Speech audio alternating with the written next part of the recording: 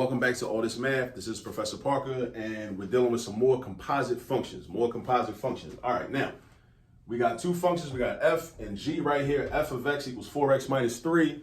G of x is equal to 6 minus x squared. Now, this one's a little tricky for a couple reasons. Because oftentimes you might not see a composite function set up like this with the two functions and the little circle in between, right? That's not a dot. It's not a multiplication sign. It's actually a little circle, right? Little circle. That is a symbol for composite, right? That means it's a composite function where the second function is inside the first function. So we got, this can be read as f of g of x, which basically just means this. You could rewrite it if you want to as f of g of x. All right, g of x is inside of f. G of x is inside of f. Now, if you've never seen a problem like this before, this might throw you off a little bit, right? But because you know why it might throw you off? Because there's no number right here. Usually there's a number right here and a number right there. So then you take the number, replace all the x's with that number, and then you do the math. Do the replacement, then do the math. Then once you get that number, then you plug it into the f function. Well, in this problem, ain't no numbers, all right? But don't worry about it. It's cool. We can still work it out. When that happens, what you're doing is you're going to take the whole function as it is and put it inside the other function. Again, you take the whole function because g of x is inside of f. G is inside of f. G is inside of f. So that means I'm going to take this whole g and put it inside of that. Now, where am I put it though? Where am I put it? Am I putting it next to it? No. Am I putting it in front of it? No. I'm going to replace the x. Just like if we had a number. If we had a number, we will replace the x. But we don't got a number. So we got a whole expression. We got the whole function. So you take the whole function and put it where the x is. Again, take the whole function and put it where the x is. So it's going to look like this. F of g of x is equal to, take the whole g function and put it inside the f. So that means I'm going to start writing the f function. Why? Because I'm putting something inside of f. So I'm going to start writing the f function. So I'm going to write my 4, because 4 is first. But I'm not going to write my x. I'm not writing the x, right? This 4x means 4 times x. So I'm going to replace the x with this whole thing. I'm going to replace it with this whole thing right here. So I put parentheses to show multiplication, right? And I put 6 minus x squared. 6 minus x squared. Close the parentheses, right? Then I put my minus sign. I'm going to continue to write my f. Then I'm going to put my minus sign, right? And then I'm going to put my 3, right?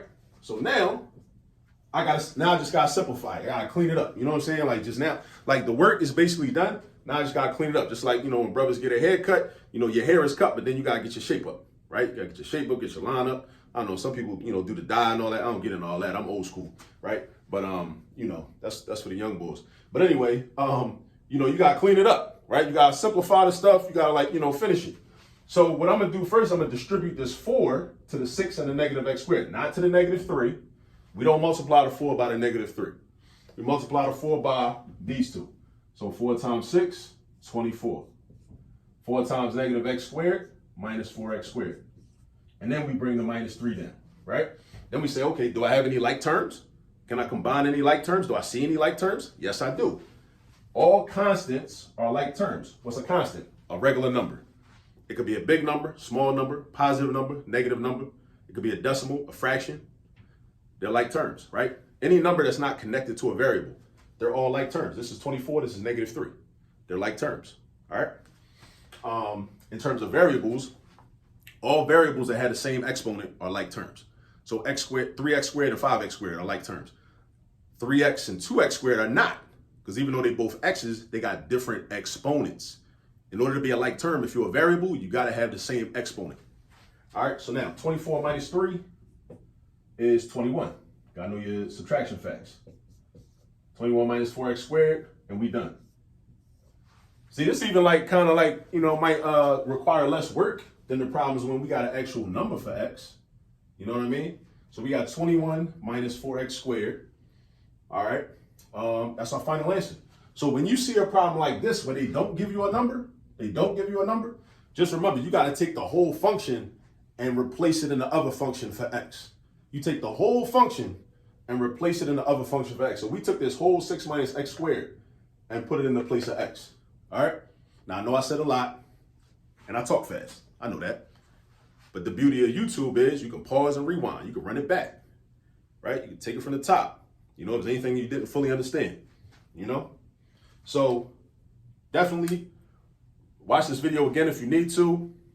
Definitely go get some practice. Practice some problems that look just like this, right? Practice some problems that look just like this. Hopefully you got a textbook, you know, with an answer key in the back. Check your work, you know? Or you got a worksheet that you can download online that's got an answer key connected to it. So you can check your work, but you got to practice, right? This is just a guide. This is a guide, but you got to practice. You can't really learn it just from watching this. This is just the first step. First step, watch the video, gain some understanding, follow along, you know, copy down what I do. You know what I'm saying? If you wanted to, if you had confidence in yourself, you could have just paused the video from the beginning and just tried to work the problem out and then see if our answers match up at the end. Now, some people might have did this. They might have put, usually we put the variables with the exponents first and put the constants last. It don't really make a difference though. It don't change the value. You know what I'm saying? Somebody might have did this. You know, they mean the same thing because addition is commutative. Positive 21 and negative 4x squared, I can change the order around. It represents the same value. All right. So definitely go get some practice and I'll holler at you on the next video.